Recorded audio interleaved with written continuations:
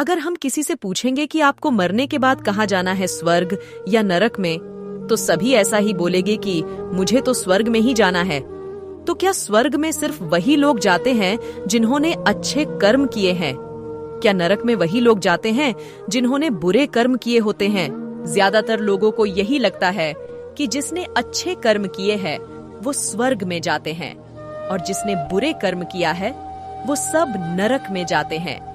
अगर आपको भी ऐसा ही लगता है तो ये कहानी स्वर्ग या नरक, मॉरल स्टोरी आपको जरूर पढ़नी चाहिए। ये कहानी है एक साधु और नर्तकी की। किसी छोटे से गांव में साधु रहते थे और उस साधु का काम गांव के लोगों को उपदेश देना था। उसी गांव में एक नर्तकी रहती थी। उसका काम लोगों के सामने नाचकर गांव के लोगों का मन बहलाना था। एक दिन गांव में कुछ कुदरती आफत आ गई और ये साधु और नर्तकी दोनों उस कुदरती आफत में मर गए।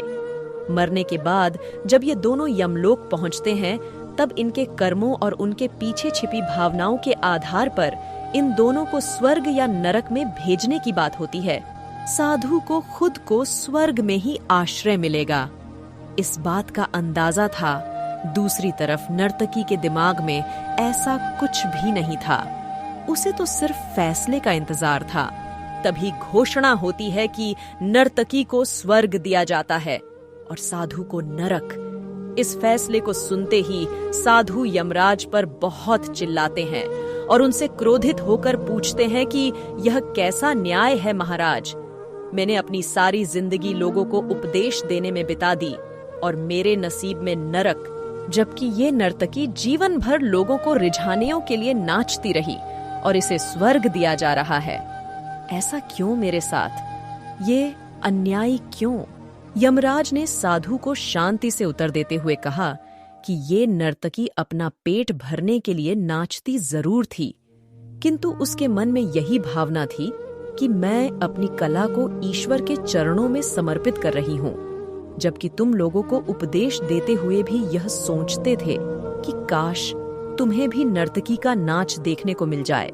यमराज ने साधु से ये भी कहा कि तुम ईश्वर के इस महत्वपूर्ण संदेश को भूल गए कि इंसान के कर्म से अधिक कर्म करने के पीछे की भावनाएं मायने रखती हैं और तुम्हारे इस कर्म के पीछे की भावनाओं के हिसाब से ही तुम्हें नरक मिला है। इस कहानी से हमें यही सीख मिलती है कि हम चाहे कोई भी काम करें, पर हमारी उस काम करने के पीछे की नीयत साफ होनी चाहिए। अगर हमारी नीयत साफ नहीं होती है तो हमें दिखने में भले लगने वाले काम भी पुण्य की जगह पर पाप का ही भागी बना देते हैं।